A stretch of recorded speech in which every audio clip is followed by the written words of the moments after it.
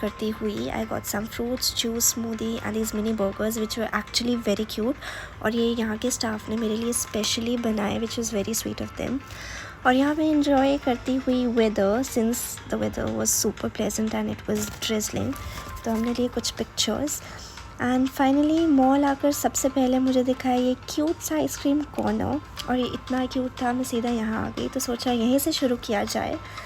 और मैंने लिया है 2 scoops with different flavors and here I go.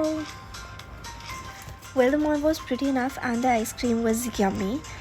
और बाहर का व्यू भी बहुत ही ज़्यादा प्रिटी हो रहा था because it was drizzling and the weather also became very pleasant, तो मुझसे रहा नहीं गया और मैं आ गई बाहर।